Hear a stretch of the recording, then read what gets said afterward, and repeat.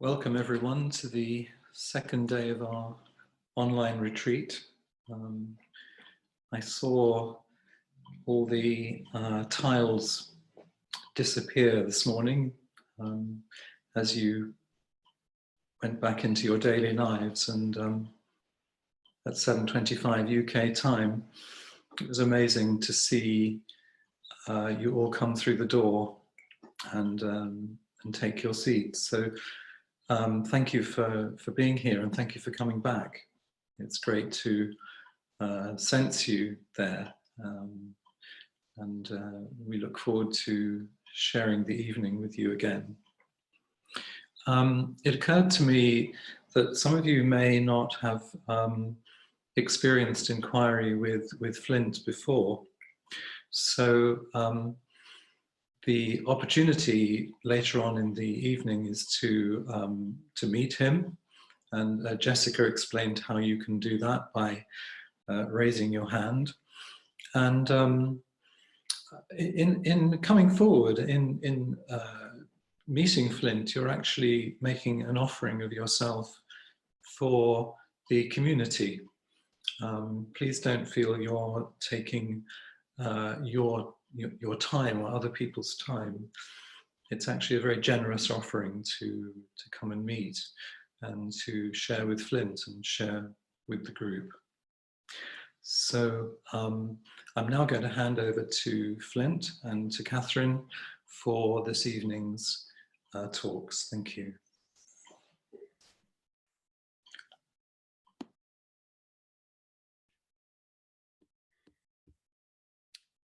Thank you, Josh.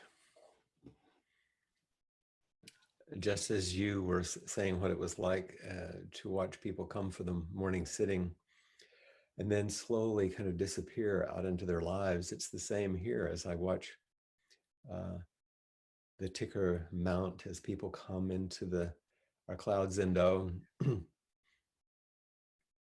And I sometimes click on the participant list so I can see the names, because then I visualize who's with us and have a great warm feeling. That warm feeling is enhanced also. It's the first year that I have enjoyed being part of the UK retreats with no jet lag. So there are things to miss without the travel, but there are certainly things I don't miss. And this is a unique way to connect, to offer our care for each other, to study, to practice together, to hear the Dharma. And so let's do our morning chant, or not morning, but the one before Dharma talk, which hopefully you got a copy of yesterday. The verse that we say as we prepare for this Dharma offering. You can say it with me, and you'll just hear me, and you'll be chanting with me.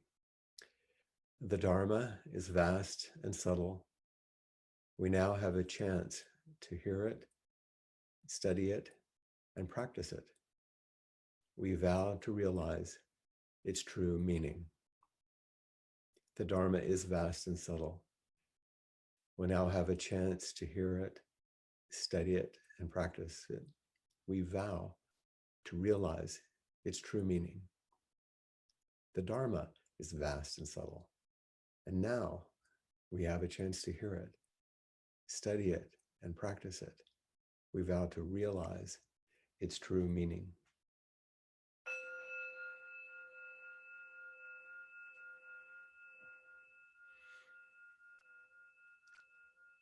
The more traditional or classical translation that I learned in the verse before the Dharma talk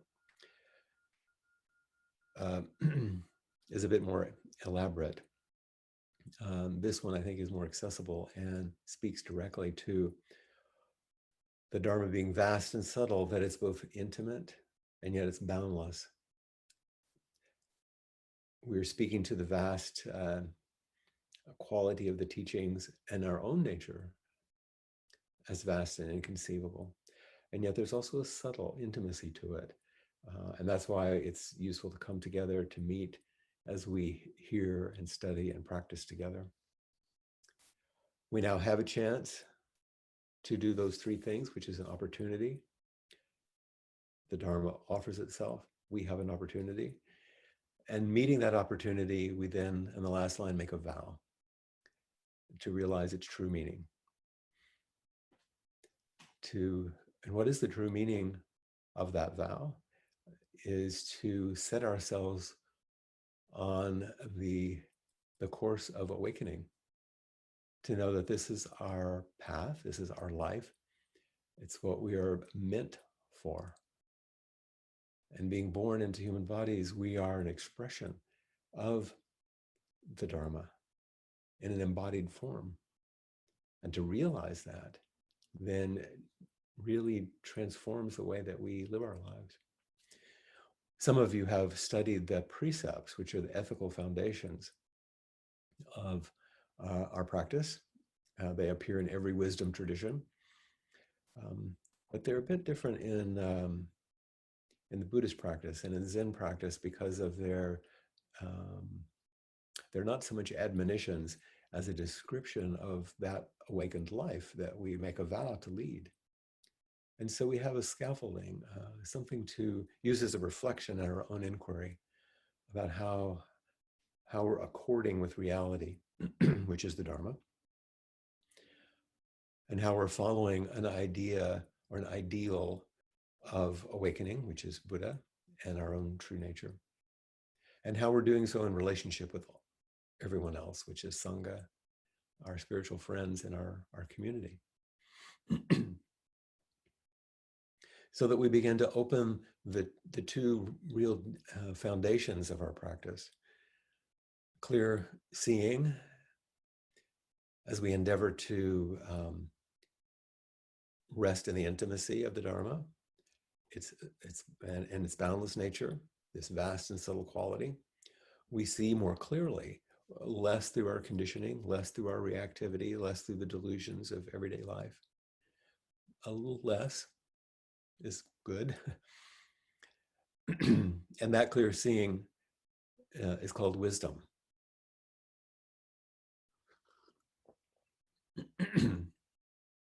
I do feel at home having a cup of tea when I'm in the UK also. That clear seeing is wisdom, and the remaining close in the real intimacy of the moment, reflecting our theme for the retreat, is welcoming everything, pushing away nothing. That kind of intimacy is actually the definition of compassion. Compassion, to suffer with, to meet each moment, each relationship, each situation as best we can, and to remain attentive and awake and open and ready and willing in that moment, which is actually compassion. We're going to return to this later. Compassion isn't just being kind or nice or offering our good acts or deeds or intentions. Those are included, but it's a profound and fierce capacity. When we see clearly, we see the difficulty folks are having. When we can stay close and respond appropriately, that's compassion. The more we can stay close and respond appropriately, the more wisdom, because we can see more clearly, and they move with each other. The key in our theme of our retreat now is that we are asked through practice to continually choose what is arising, not to tolerate, not to cringe, or if cringing is what arises, to choose that, meaning accept, come close to, turn toward, not turn away, not push away. And this is the way of practice, to continually choose each moment as an opportunity for practice, as an opportunity for intimacy, as an opportunity to liberate the moment, to choose what is arising. And I'm using that word and emphasizing it rather than just tolerate, put up with, manage. Those are all, for example, kind of manager functions that we can try to cope with or manage things. But practice is a different thing. It's a saying yes in a very powerful way, which we'll speak to a little further, and I think Catherine will make some comments on as well.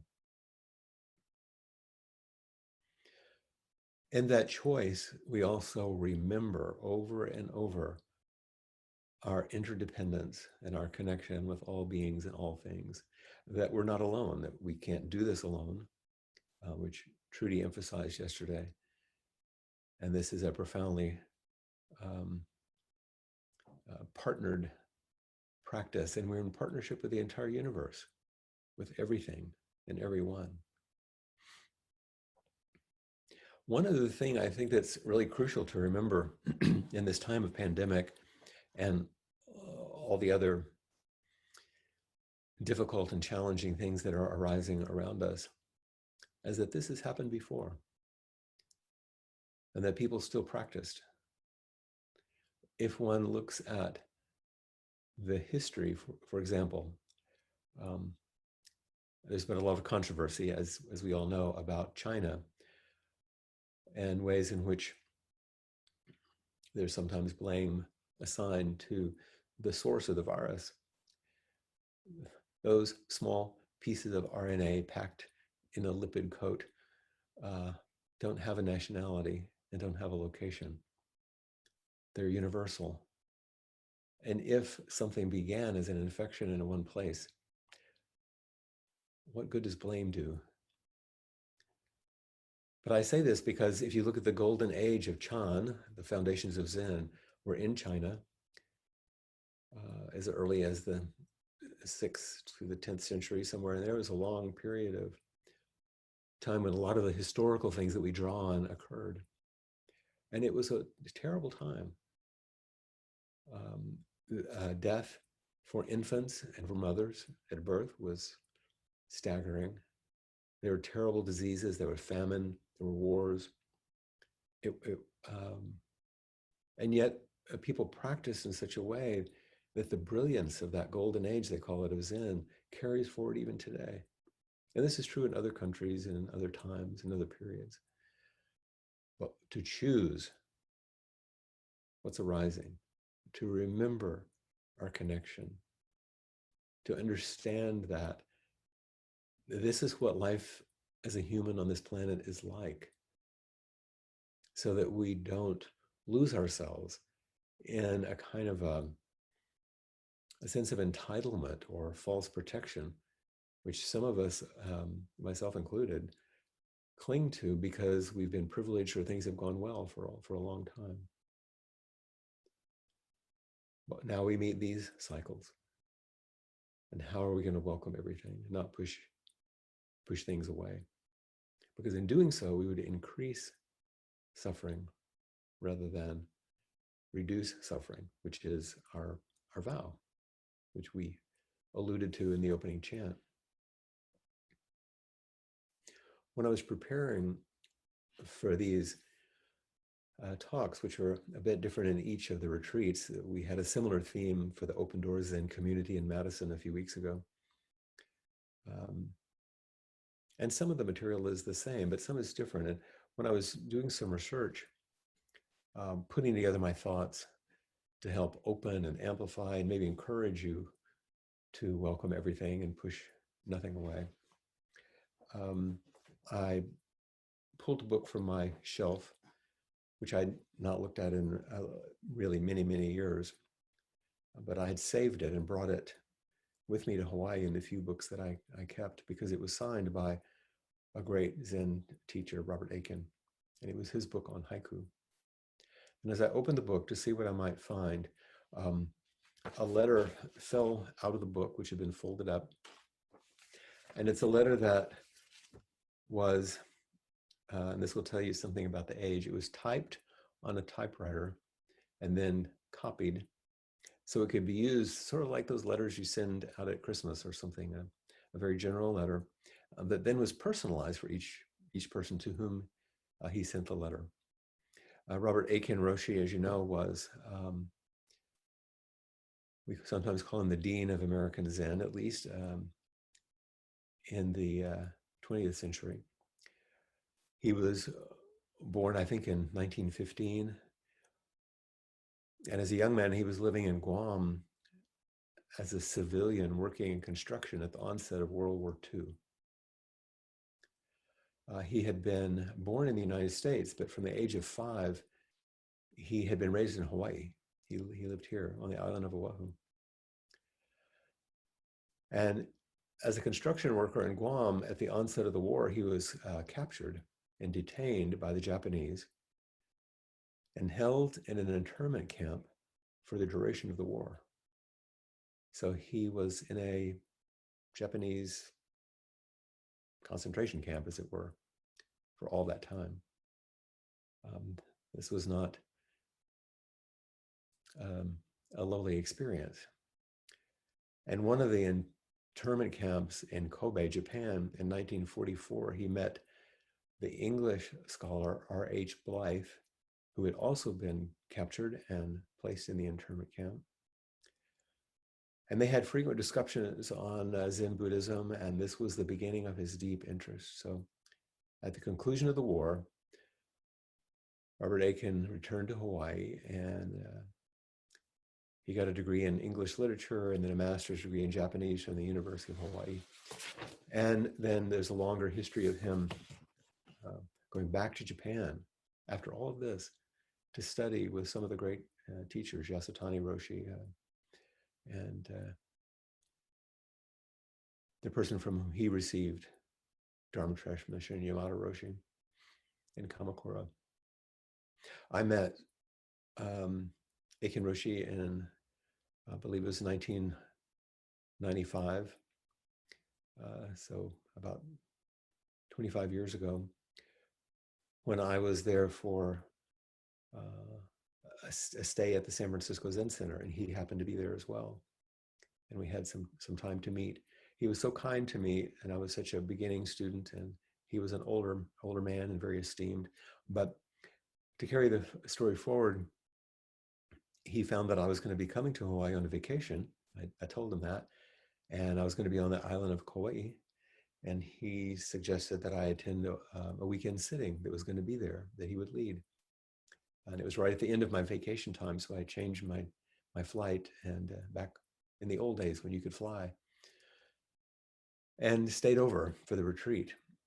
He was sadly unable to come because he became ill. But in the interim, he sent this letter that I just showed you. And I reference it because the qualities of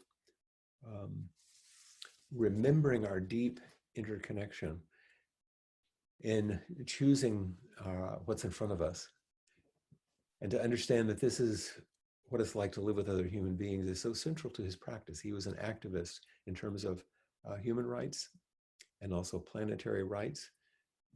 And I'm going to read just a tiny bit of the letter in the beginning to set the stage, because there's one paragraph I'd like to focus on as a teaching. He said, Dear Flint, just back from a month in Thailand and Japan, I'm faced with the usual mound of correspondence. So here's a general letter with a personal note at the end. These are the things you would receive in email now. My purpose in making the trip was to attend 2 conferences in Thailand of the International Network of Engaged Buddhists. The first, a paper-driven series of meetings on the topic Envisioning a Dharmic Society. And a second, the larger gathering of Buddhists across the world for networking and country reports. I was most impressed by the writings and spirit of Buddha Dasa, the progressive Theravadan thinker who died in 1993. This is just 2 years prior to the meeting. I felt his presence in every paper and report, and was moved by the way his social philosophy parallels and runs ahead of my own. And this is the paragraph that I wanted to emphasize. I'll be sending this to you in your daily handouts, like you received yesterday, so you'll get a copy. This piece says, this is Buddha Dasa writing. And Aiken Roshi was quoting him. The entire cosmos is a cooperative. The sun, the moon, and the stars live together as a cooperative. The same is true for humans and animals, trees and soil.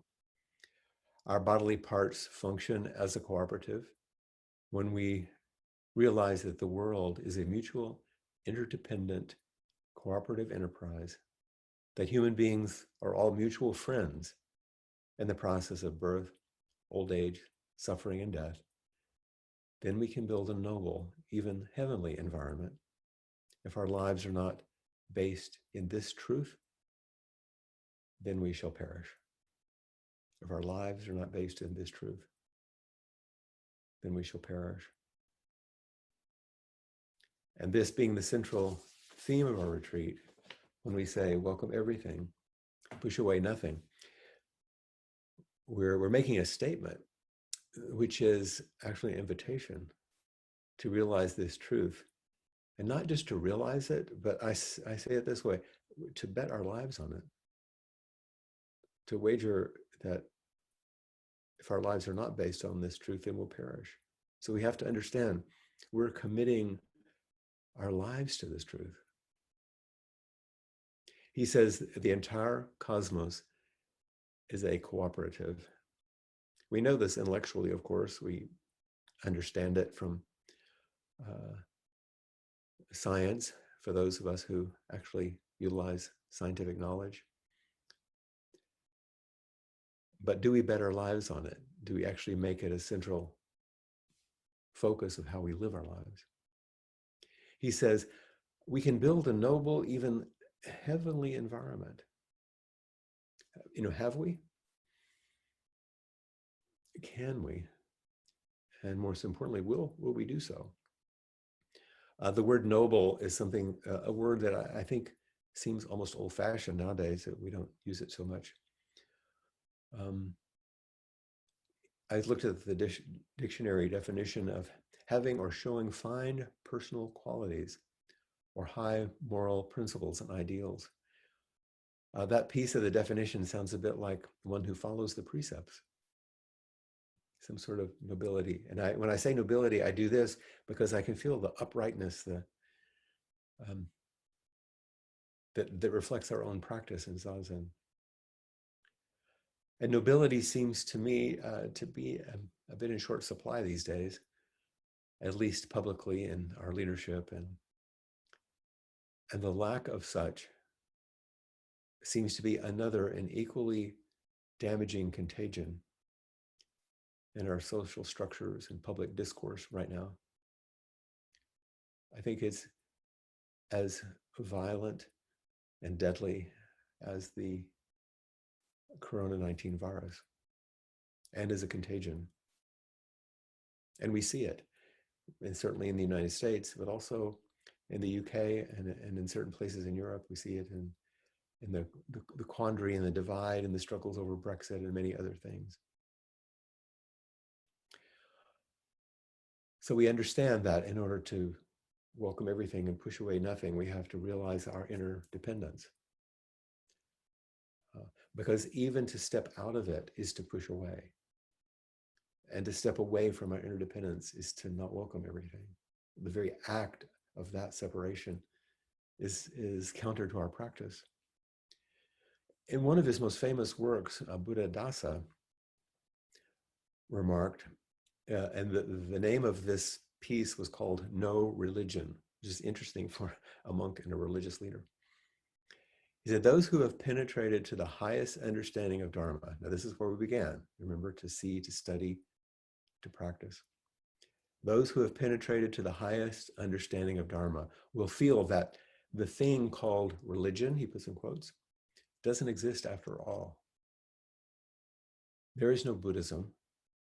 There's no Christianity. There's no Islam. There's no Judaism. How can they be the same or in conflict when they don't even exist? Thus, the phrase, no religion, is actually Dharma language of the highest level.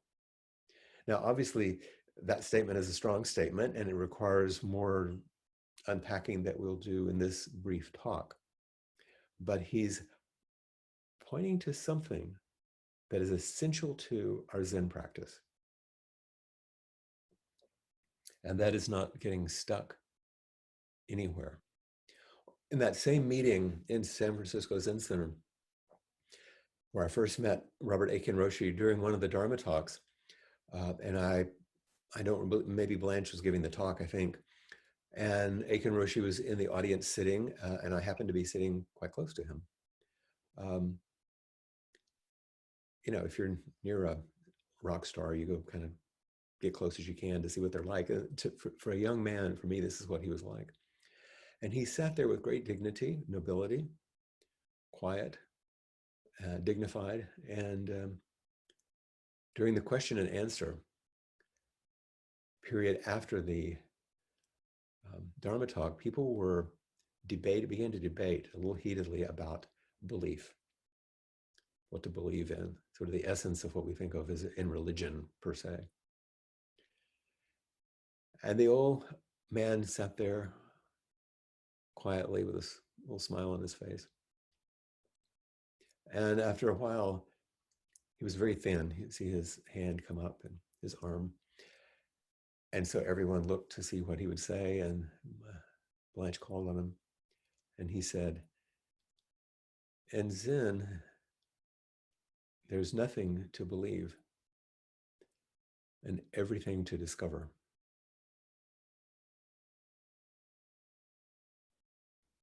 And that was an entire statement. This is the way Dharma flows in the intimacy of every moment as no religion, and yet the complete and full expression of life, what we might call spirituality, but we don't even need to call it that.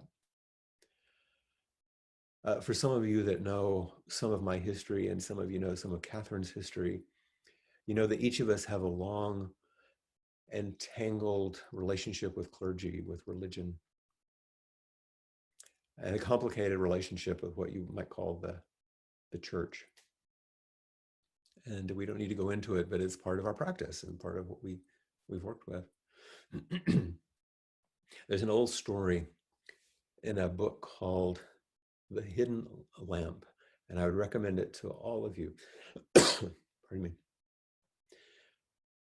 The Hidden Lamp is a collection of stories, some of them more classical koans, the public cases of our ancestors, or stories, all of them about or by women, hence the title, The Hidden Lamp, because women's practice was not brought forward for decades,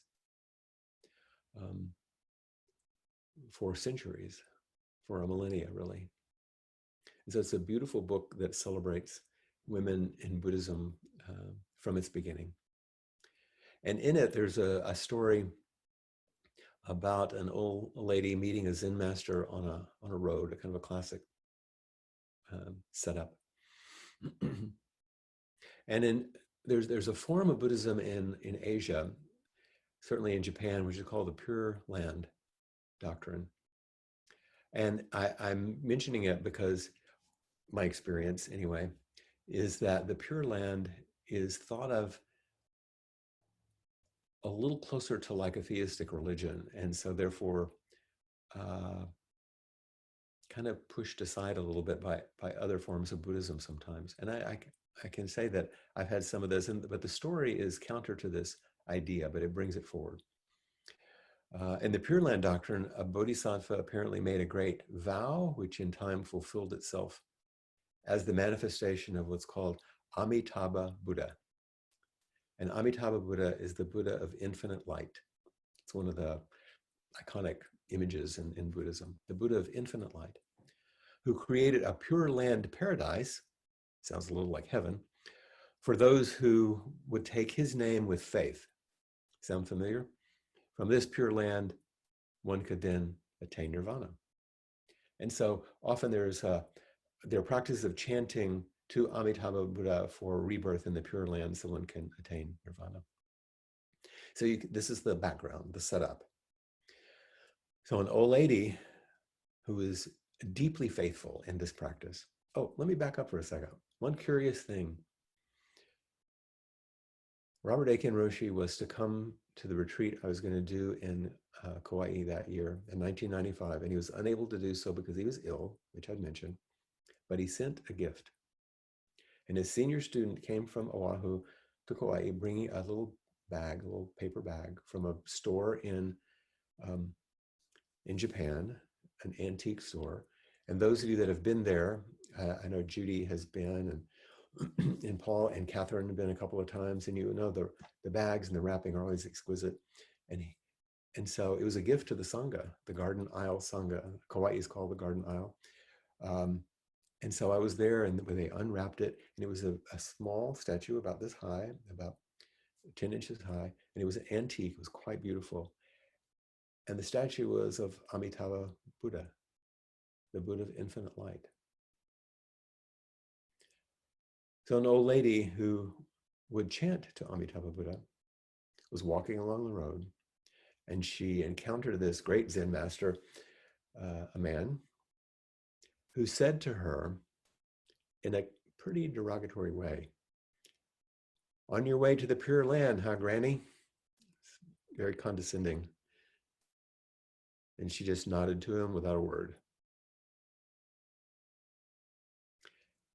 He said, "Well, the holy Amitabha is there waiting for you, I expect." And she shook her head in quiet dissent. And so he came back again, asking for more. He said, "Oh, not there? The Buddha's not in the Pure Land? Well, where is she then? Where is he then?" And she went like this, tapping on her heart as she walked on. The Zen master opened his eyes wide and with respect, saying, "Oh, you're a real Pure Lander." You know, without a word, she set him straight. "Am I on the way?" He's asking her, and she goes, "Yeah." "And I suppose something's waiting for you at the end, that is your source, your goal, the one who you pray to?" And she says, "No." And then he says, "Well, then where is that source?" And she points to her heart. And he goes, "Oh, she does get it. She is awake." Such a wonderful story.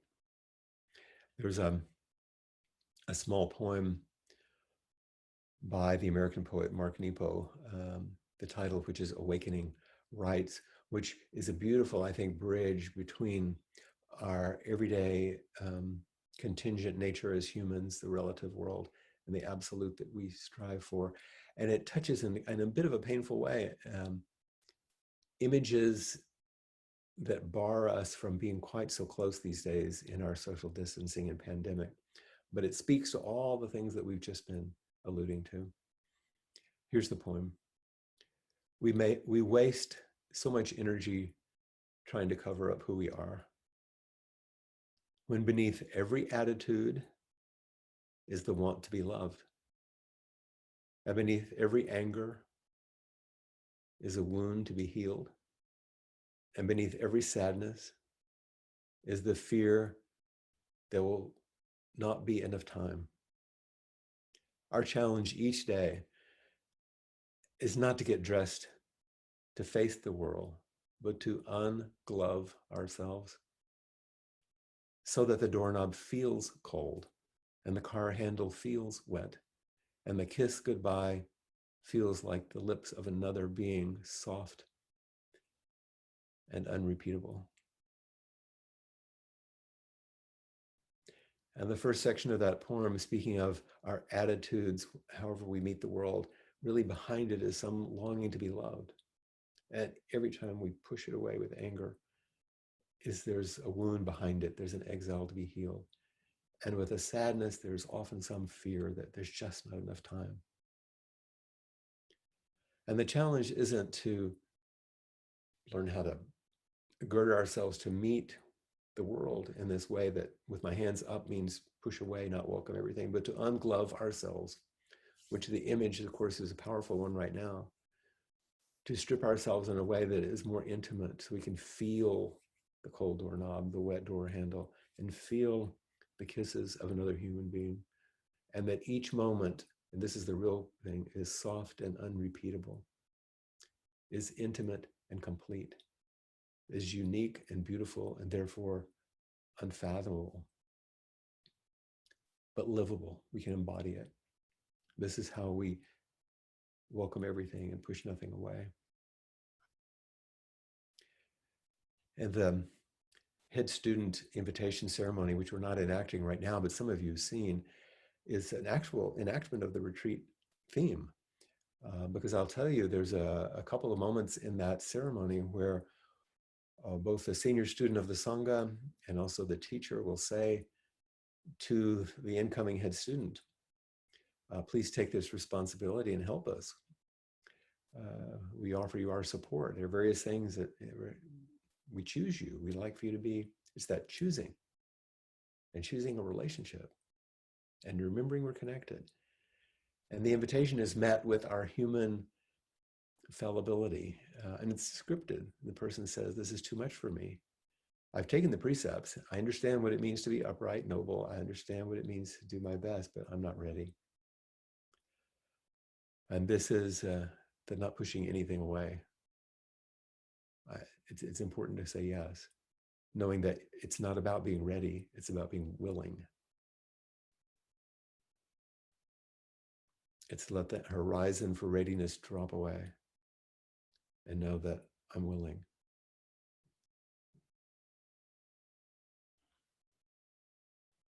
When we chanted, the Dharma is vast and subtle, we now have a chance to hear it, study, practice it.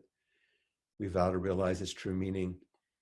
We're saying that freedom is all around us if we just wake up to it. And reflecting on the chant, I thought, the Dharma, this freedom, this vastness, the liberation that we're sort of promised or invited into, it's nothing special. And yet there's nothing missing, nothing extra is required, nothing more is needed or added. It's just this. But that sentence I just said includes the names of every sangha in the UK. From the nothing special in Sheffield, where we began, through nothing missing in Lancaster, nothing extra, nothing more, on for the north to south, and the whole of the sangha, just this. Freedom, liberation, our nature is nothing special. And yet there's absolutely nothing missing from it.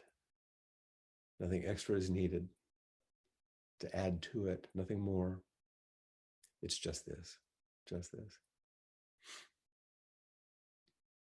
But it's easy to miss. I heard another story about Robert Aiken when he was coming home one day with his wife Anne when they were in Tokyo. And on the bus, right before the stop, his teacher, Yamada Roshi, who was also a businessman, by the way, this was a lay lineage, like we do at Appamada. He was a very successful businessman, one of the great Zen masters of the 20th century. And he was on the same bus. But because he was not in his robes and they were out of context, Robert Aiken didn't recognize him, his own teacher. So Yamada Roshi comes in, grabs his shoulder as he's getting off the bus and says, hi. And this, freedom is all around us, but we have to wake up to it. We have to remember. And sometimes a kind clasp on the shoulder, when we can do it again, is just an acknowledgement of our simple human existence, a generous expression of true friendship, a signal of loving kindness, the embodiment of mindful, diligent care, which is Appamada. If, all of that, if we welcome everything and push away nothing. And then this freedom is revealed as everything. And it's everywhere. Dogen Zenji once said, the whole moon and the whole sky are reflected in a drop of dew on the grass. I was thinking of the broken bucket and the water spilled on the grass and the whole moon illuminated in one of those blades of grass. Freedom is reflected there everywhere if we don't go back to sleep. Here's Rumi, which some of you know, this poem, because it's so evocative of this. He says, for years, copying other people, and this is important, I'm going to stop for a moment, copying other people. Jan spoke yesterday about her anxiety. And certainly Catherine has spoken to me of that. So is Trudy, Josh, each person as they come forward. And my invitation is always just be yourself. For years, copying other people, I tried to know myself from within. I couldn't decide what to do. Unable to see, I heard my name being called, and then I walked outside. The breeze at dawn has secrets to tell you. Don't go back to sleep. You must ask for what you really want. Don't go back to sleep. People are going back and forth across the door sill where the two worlds touch. The door is round and open. Don't go back to sleep. Copying other people, we lose ourselves. Just going inside, we don't know what to do. I can't decide what to do. Unable to see. I heard my name called. Oh, we're called out. Remember, we call out to the world and we are called out by the world. And in the poem, he said, I walked outside. And then the breezes at dawn and everything else. We're calling him to be awake. Don't go back to sleep. Find out what you really want, not in a self-centered way, but what's your commitment? What's your vow? Don't go back to sleep. And people are going back and forth across the door sill where the two worlds touch. Which two worlds? Well, we can think of the relative and the absolute, birth and death. There are many ways we can think about this. We're in this one world, but the door is round and open, he says. Don't go back to sleep. It's always available right here. Nothing missing, nothing special, nothing extra, nothing added. Just this. So I think I've maybe spoken long enough, and I want to invite Catherine, and I have a few more things to say afterwards, but I think this will be a really great time to hear her.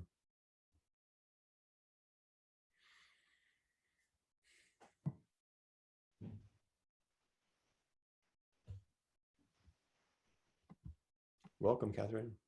Thank you, Flint. Thank you so much for joining me. Oh, it's a privilege and it's very nerve-wracking. Yes, it is. Flint, you asked me to reflect on some events in my life in the last 10 years since we started practicing in our sangha. I know that some of the events I've chosen are nursery slopes, really, compared to some life events. But nursery slopes are where you practice. And you asked me what I would want others to know and how I would encourage them. So here goes. For some time, an earwig has been running around in my head. A line from Hi Ho Silver Lining that was a hit in 1967. I was amused to find that under the influence of the retreat title, the lyrics had changed in my memory from lies are going to get you one day, just wait and see, to life is going to get you one day, just wait and see.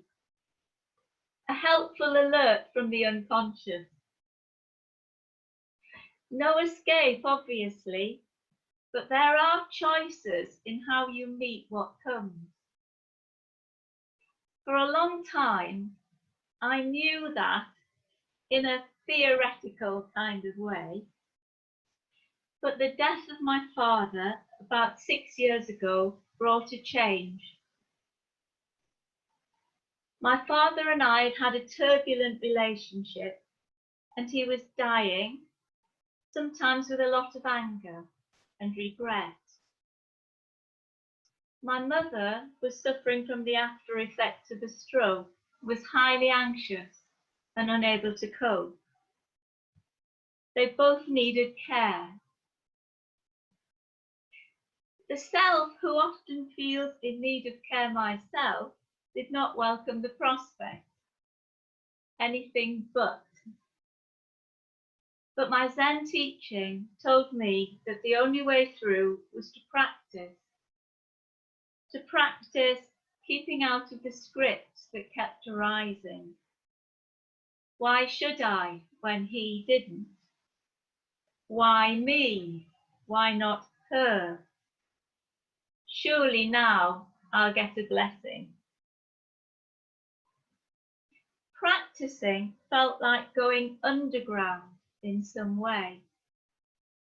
It became important to keep feeling my feet and focusing on each small thing that needed doing, like making a cup of tea, with as much care and kindness as I could muster. All this didn't make everything easy. I wasn't always kind, but it made it possible. A way opened. The path had always been there, right under my feet, but at first I was reluctant to acknowledge that. It wasn't very exciting or glamorous. It was going to last a long time, and it certainly involved a lot of plastic gloves. But once there was a yes inside me, it sustained me, and it simplified my relationships with all the others involved in my parents' life. My father was in a local hospice for the last week of his life, and I started spending all of my time there. My husband was looking after my mother, so he couldn't support me. A script about being alone started running. But once I'd expressed that to dear sangha friends, photos started arriving on my phone of them and of Flint. Then a text from one of them, which said that she had been once told by Flint that she could rest back in the love of all the Buddhas and all the Bodhisattvas across space and time. That really went home. I started seeing Bodhisattvas all over the hospice, and I let them look after me as well as my father. The felt presence of my sangha friends and their care was so powerfully tangible that space is transcended, and it has transcended time and even the death of one of the friends, Ginny. So I want you to know that you can never be truly on your own, and that you can allow yourself to be upheld by Bodhisattvas who come in many guises, not all Buddhists.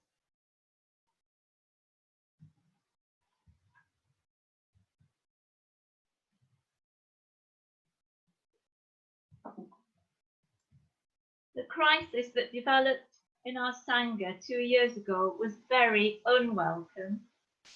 For everyone in our tangle, it was a very painful experience. A part came up in me with a tormenting script. Its words had all the ego of a small child, with all its exaggerated grandiosity. This is all my fault. Thankfully, a dear sangha friend wielded the sword of Manjushri. I can't remember exactly what she said, but it was along the lines of, "Who the hell do you think you are? We're all in this as well." That shocked me, and it allowed me to see that if we're all interdependent, then every situation is co-created.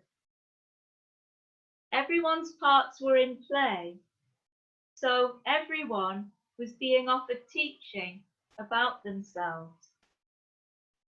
What mattered was seeing what that was, not dwelling on the rights and wrongs of the situation, or thinking that you knew what other people should learn. I found that all you can do is take responsibility for your thread in the tapestry, not the whole of it. Later, it was tempting to believe that after all the suffering involved, there must be a reconciliation, a kind of spiritual happy ending for everybody. But really, that was pushing away the deep sadness of our situation and not staying with it.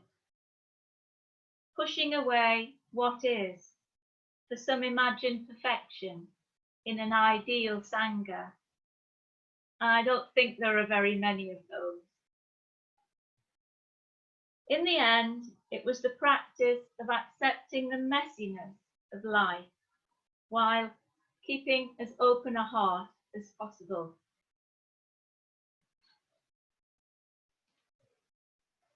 Some crises are a co-creation, not with others, but with our own parts.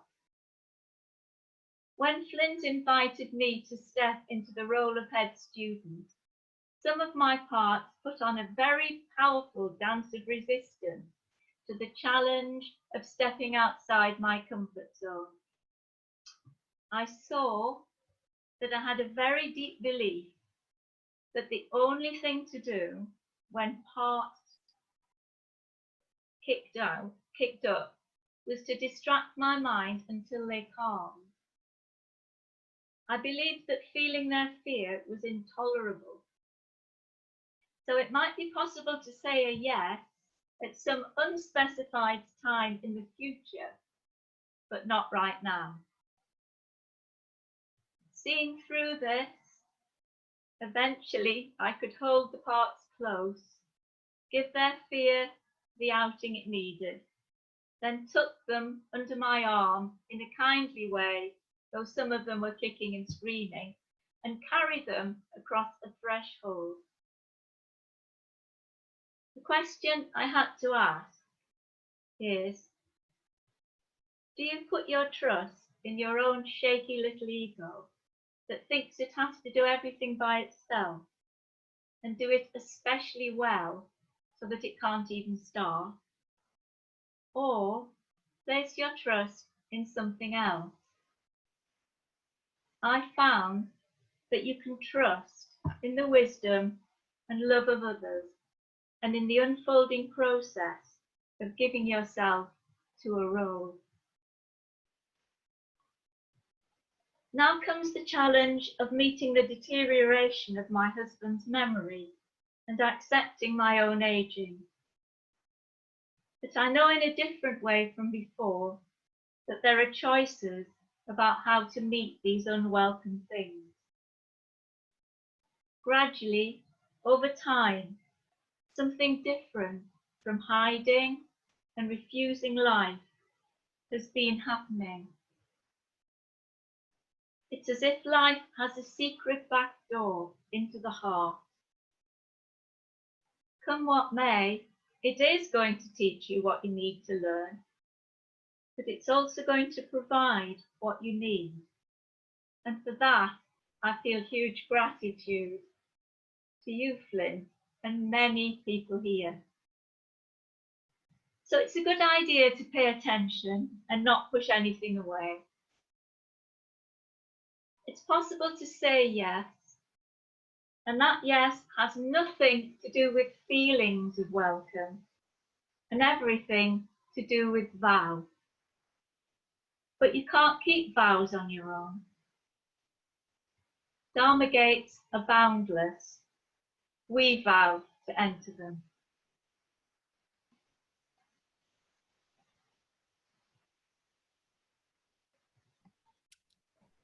Thank you so much. I'm deeply moved. Partly, of course, by the reflections that you offered by your father, because it's so close for me. But that last bit also about teaching about vow and the way you said it was really exquisite. And coming from you like that says that it's in you like that. I really hear that deeply. Yeah. Is there anything else, other comments you want to make or anything else right now? from what Not we've really, done? because my mind's gone completely blank with the relief of having finished. That reminds me of a story. I was one time listening to Richard Baker Roshi, and he said he always wanted his kids to sit zazen. Of course, they didn't want to do it. No. But his young teenage daughter once went to the Zendo with him. And then when they were driving home, he, of course, as a father would, he said, how was it? How did it go? And she said, well, I sat there like you told me to, and then my mind kind of opened up and not much happened. So he's like, really? One time, And so please be grateful for those moments of spaciousness, which we call our mind going blank. It's really, we sometimes practice with great diligence to have such space. So, and it's clear that you have actually, by what you offered us. Thank you for that. Thank you, Flint. Yeah, I'll say a few more things before we begin inquiry. So you can step back just for a moment. Be good. Thank you. One of the things that Catherine so beautifully and eloquently spoke about is this sort of dichotomy of meeting life in each moment with the attitude of like, this isn't it. This is not, this can't be it. And that's the very foundation of suffering, that attitude of, no, this is not it. And the turn, which she spoke about, is life as it is. I have a willingness to meet life as it is, the essence of Buddha's life, which is actually our life. I'll probably speak a little more about this tomorrow, but I wanted to add one more little story of our women ancestors. Since we've had another of our women ancestors speak today, you realize that all of us in practice right now are going to be the ancestors.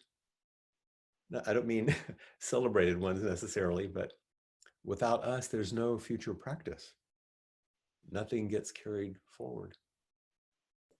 And so we have not only the joy and the gratitude of this gift that we've received, but we have a responsibility in order to carry it forward for others. So here's a story which I had chosen. I realized in a recent Dharma talk, I think it was by Norman Fisher or maybe Kathy, his wife, had spoken about the same story, and I don't remember their comments, but I just wanted to add it here as a prelude to our time for meeting together. And this one, there was an old woman, once again, who lived on this road that led to a special a mountain. And in China in the old days, the mountains were where the temples were and the various monasteries, and the temple was usually named after the mountain. But this was on the road to Mount Wutai. And the monks would be on pilgrimage between the different temples. And as they would go by this old woman's place, sometimes they would ask for directions to make sure they were going the right way. And even that image you can see as an analog to the way someone might, spiritual friend might come to Catherine, have tea as they're on their pilgrimage and ask her if they're, if they're going the right way. So this monk comes by and he says, which is the way to Mount Wutai? And the old woman answers, it's right straight ahead. The monk took a few steps and she said to herself, he's a good monk, but off he goes, just like the others. So monks came one after another, day after day. They'd ask the same question and they'd receive the same answer. Which is the way to Mount Wutai?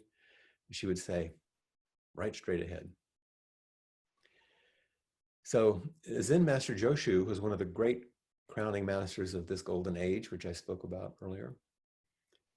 His monks were telling him about the old lady and their encounter. And so he decided to go see for himself. So he went to the old woman and said, which is the way to Mount Wutai? And she said, right straight ahead. He took a few steps along his way, and she said to herself again, well, he's a good monk, but off he goes, just like the others. So Joshu returned to his monastery, and his monks were curious, and he said, I've checked out the old woman of Mount Wutai for you. And that was it. There was nothing else. He said, I've checked her out. So what did she mean when she would say, right straight ahead? And what did he mean when he reported back to his monks? So I checked her out. There are many ways to interpret the story and to live with the story, and I don't want to go too far in it because I want to leave it with you. But sometimes we underestimate the simplicity of what right, straight ahead means. And yet it was the theme of Catherine's story.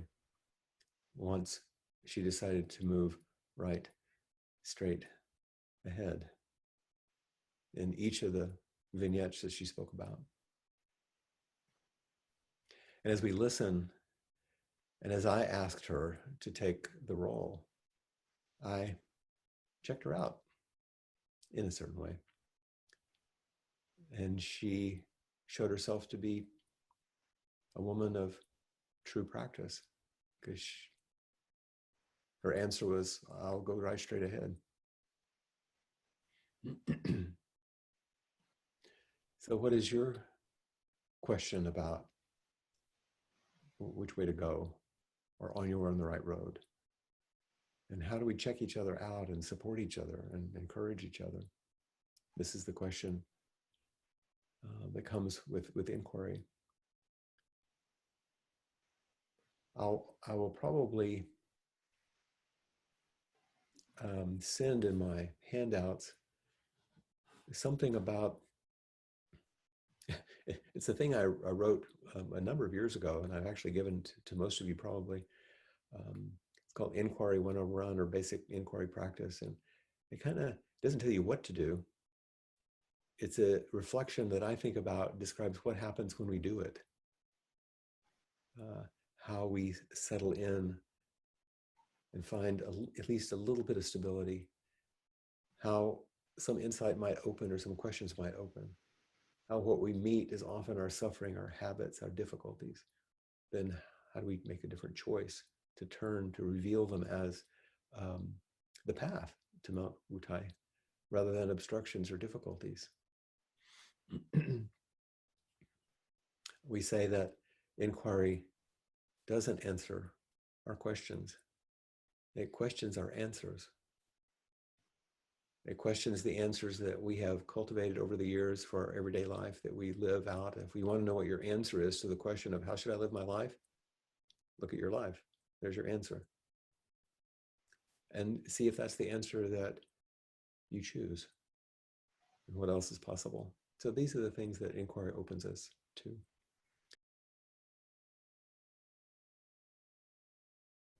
And it looks like we're at the end of our time. And I know, once again, there are more folks who have their hands up, which we can make sure we get your names so we can follow up tomorrow.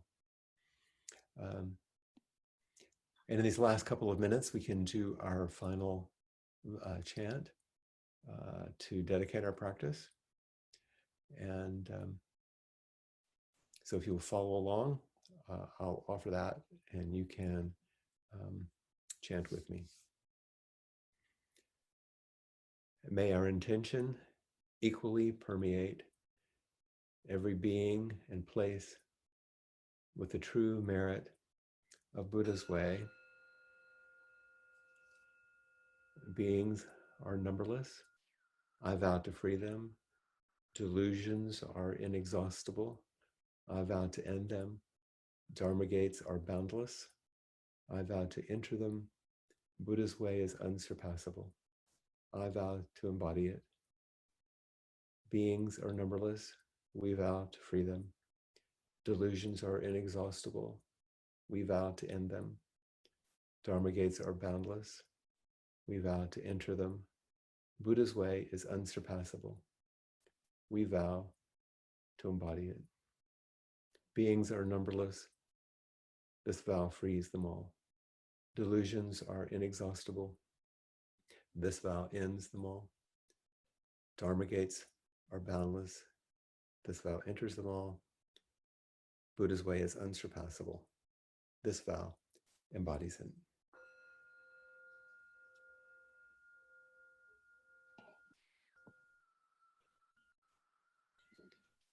Please continue your practice through this evening and into tomorrow. And we'll have some final announcements by Josh before we exit. Thank you, Flint and Catherine, so much for this evening's talks and for everybody who has come up for inquiry. We meet again tomorrow morning, UK and European people, at 7:20 UK time. We look forward to seeing you then. And the morning will be led by the Sheffield Sangha tomorrow. And for USA and worldwide people, if you'd like to make a donation to Appamada, please go to the Appamada website and you'll find the link to the donation page. So thank you so much, and we look forward to seeing you tomorrow.